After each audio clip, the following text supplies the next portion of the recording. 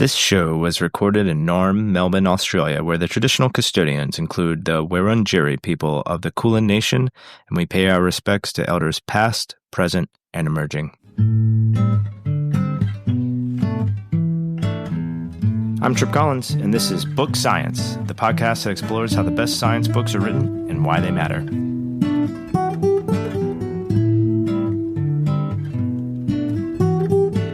Hello, everyone, and welcome to this very special introductory episode and teaser for Season 1 of Book Science. In this episode, you'll discover what this podcast is all about. Get to know me, your host, and towards the end, we'll tease the rest of Season 1. Let's start with what this podcast is all about. Well, Book Science is about science books. A good science book bridges the gap between knowledge gathered using the scientific process and the public imagination. And Book Science is a podcast dedicated to celebrating science books and their authors. We do this through two types of episodes. There are author interviews, which are in-depth discussions where we explore stories, insights, and craftsmanship behind books. The other type of episodes are solo adventures, usually dedicated to a single book or theme. No matter the episode type, my mission is to champion long-form science communication, inspire readers, and support aspiring authors in sharing their passion for science with the world. Welcome to this introductory episode and teaser for Season 1, hopefully the first of many seasons to come. It's no secret that we live in turbulent times, and it's never been more important to lead a well-informed and well-examined life. Science has a role to play in living an examined life. Science is a system, not the system, but a system by which we can make sense of the world around us. I think of science as a good faith seeking of truth. And if your knowledge system does this, then it too is a type of science. Science isn't well suited to answer every question, but for those questions for which it can answer, science often points us in the direction of progress. In these cases, we should try to use science to make decisions toward an improved future for everyone. And if you look back through history, time and time again, science books have been part of human progress, if not a primary driver. I'm talking about books like Micrographia by Robert Hooke, or Cosmos by Alexander von Humboldt, or On the Origin of Species by Charles Darwin, The Sea Around Us in Silent Spring by Rachel Carson. These books were powerful forces for good in the world. Sometimes science may seem too strange or lofty to play a role in our daily lives. This is partly because scientific discussions tend to play out in journal articles, and journal articles are usually a chore to read because they aren't intended for casual reading. Journal articles are written by experts for experts, often in very niche communities, using shorthand language that only the community understands. This is where the bleeding edge of science is. So it's really impossible for the average person to engage with this area of science in a meaningful way. There is science journalism and short-form science communication, but these efforts often fall short because there isn't time to develop nuance. Simply, the type of understanding you can get from reading a short article is pretty superficial. What we should do if we really want to engage with an interesting topic is read a book written by an expert. Thankfully, there are experts out there, people who have spent years, decades, perhaps their whole lives dedicated to thinking about certain topics, who want to share their knowledge with everyone in the form of a book. A book written with everyone in mind from the beginning, not just other experts. There's something about the form and format of a book. A book gives you space and time with a topic. You can carry the book around. You can easily cross-reference and make notes in the margins. You can experience a book. It's the best way to really get into a topic short of going back to school and getting a degree. It's my core belief that books, and science books in particular, bring net good into the world. And here at Book Science, I want to celebrate books that do this well. I don't think it's overstating the case that if we can increase scientific literacy of the public, then we can help create a better future for everyone. And speaking of everyone, first and foremost, this is a podcast for everyone. We're going to be exploring the contents of books whose aim is to communicate science to everyone. So if you're looking for a book recommendation, or if you want to dig into the stories behind science, or if you're just looking to get a little bit more insight into a particular book or topic, this is the right place. If you're interested in science stories, if you're a science communicator yourself and you want to get into the minds of some of the best in the business, then you're also in the right place. Another slice of my audience that I hope gets a lot of value out of this podcast is science book authors and aspiring authors. When I talk to an author, we often get into the art and craft and sometimes the business of writing science books. And hopefully, I'm able to provide information that demystifies how a science book goes from idea to object in the world. So that's a primer on the aims and goals of the podcast. At this point, you may be wondering about me. Well, who the heck am I? Well, I'm Trip. I grew up in the coast in the Carolinas. I have a bachelor's in physics and a master's and PhD in applied marine physics. I am a professional researcher, and my expertise is in the physics of ocean waves. This puts me in a hard-to-define area between disciplines. I mostly identify as an oceanographer, but I also work with a lot of engineers, and I've even taught engineering courses at the university level. My work sometimes crosses over into fluid mechanics and marine meteorology. I'm a first-generation scientist. Growing up, I didn't know any scientists, and honestly, I wasn't even sure what science was all about. My family loved nature. Most of my childhood was spent outside and in natural environments along the coast. My curiosity for the world was encouraged. Family pastime was watching National Geographic documentaries. But the deeper place and impact of science in society, well, that was something I discovered much later on my own. I found my way into science in large part because of books like the ones you'll find in this podcast. Books that translated complex scientific ideas for a popular audience. Books like Stephen Hawking's A Brief History of Time, which was gifted to me by my high school wrestling coach. Thanks, Coach Clay. And I can say without exaggeration that that book altered the course of my life. Putting aside the particular ideas in the book, what that book did for me was show me that there was a systematic way to approach and understand the world. And it infused me with a sense of awe, that there was more to the world than what met the eye, and the path to this hidden world was through careful observation and thinking. Science books revealed an extraordinary way of thinking, an ongoing search for objective truth in this deeply mysterious world we live in. So it's no surprise I love a good science book. And now, as I attempt to write my own, I find myself reading science books not just for their content, but also to understand how they're crafted.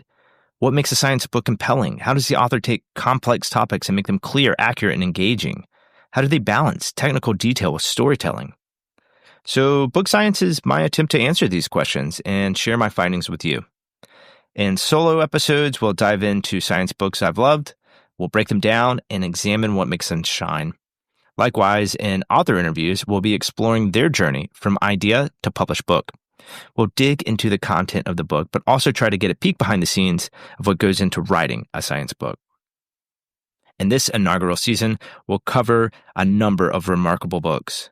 These books span topics including oceanography, physics, prehistory, astronomy, and indigenous knowledge systems. Alongside exploring these works, we'll feature conversations with some of the brilliant minds behind them. We'll learn from prominent scientists and authors who have not only advanced their fields, but have also mastered the art of making science accessible and compelling. Okay, without further ado, here is the trailer for Season 1 of Book Science. The scientific method of understanding the world is why we have so many things that work so well. It's why we have modern dentistry. It's why we have antibiotics. It's why you and I are sitting and talking to each other, literally an entire world apart. And it's beautiful and it's magical and it's marvelous, but it's all understandable and communicable. The book is the single greatest tool humanity has for conveying what is in one person's head into another person's head.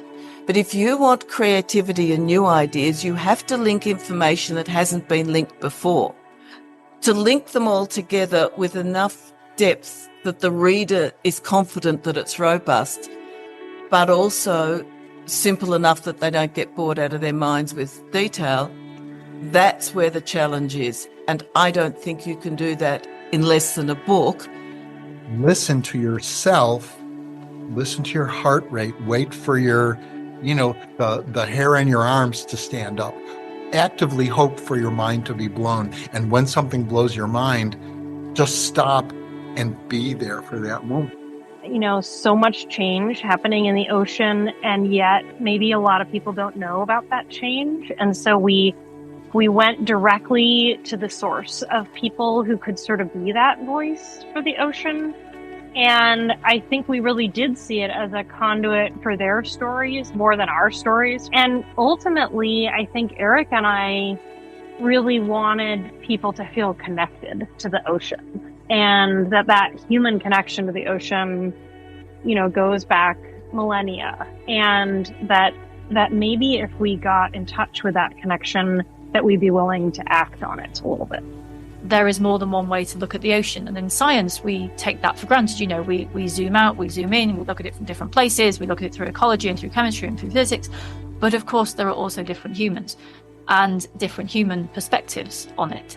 There is no reason we can't talk about those ideas about the ocean at the same time as talking about the sort of more hardcore science ideas, because fundamentally they all join up around the back. And then I'd throw in a topic thinking I know what people are going to say, and nothing happened the way I thought. Engaging with other people who think very differently is the most exciting thing you can do. Grab a musician, an artist, a neurodiverse person. Like, why is it that when we talk about astronomy, when we talk about Aboriginal culture, people think they're two different worlds that don't belong together at all? And I started looking into it, and it didn't take much effort, really, to just see how much science was embedded in the knowledge of astronomy by Aboriginal people. I think the main thing for us is just that knowledge of the world was so incredible and so powerful, and that there are people, maybe the lesson that there are people who have that knowledge still, that there are people around the world who know the ocean in this way, and that it is worth elevating their experience and their knowledge and appreciating it. There is a tremendous amount of things that we can learn from Indigenous knowledges that are scientific. It doesn't matter that they're scientific. It shouldn't be considered valid because they're scientific. But there's amazing ways that we can learn from Indigenous knowledges if we learn to close our mouths and open our ears. It makes you wonder, are we asking the right questions? Are we having the right conversations? Are we listening? Are we listening? If there's a through line through all of my work, whether it's my books, radio work, or my journalism, anything like that, underneath all of it is the exhortation to pay attention. Pay attention to what is happening around. The universe is whispering its secrets into our ears, and we're telling it to shut up because we're too busy looking at our phone. Things that are worth fighting for, we should fight for. And it may require risks or work or sacrifice. As you say, so much has been lost, and yet there's so much still left to save. And we should be about the business of trying to save what we can, and not just because we're, good and kind people, but because we'll have much better lives. Every positive step we take today or this month or this year matters. So it's not too late for the ocean. In fact, it's just in time. All right. I hope that trailer piqued your interest, and I can't wait for you to join me on this journey. Where do we go from here? Episodes will be released every other week for the next 4 months or so, and then we'll take a bit of a break. I'm hoping we can build enough interest over the course of the first season to keep this project going into the future. Doing a podcast is a lot of work, and I'm doing it all by myself. So if you're getting value out of this, please consider supporting. I'd also love to hear from you. Is there a science book you would like me to explore? Is there an author you would like to see featured? Reach out to me and let me know. And reach out to the author. Let them know they should get on Book Science. I can't wait for you to hear these discussions, and I hope Book Science not only sparks your curiosity, but also provides insight and inspiration, especially for those dreaming of writing their own science book. That's all for now. Thanks for your time and attention, and see you in episode 1.